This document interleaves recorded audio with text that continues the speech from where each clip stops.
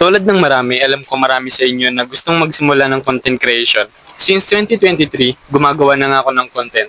At hindi ito yung unang account ko, which is meron nga akong isa pang account na pinapalago. And ito nga yung second account ko.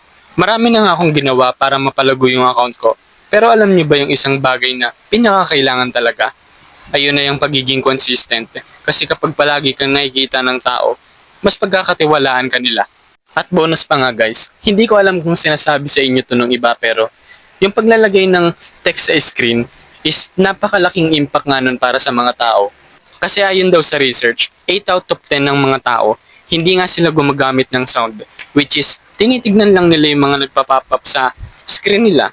Kaya naman kung yung sinasabi mo is nagpa-pop up nga at nag-giging text dun sa may screen na sa may video mo, mas may engage nga sila doon.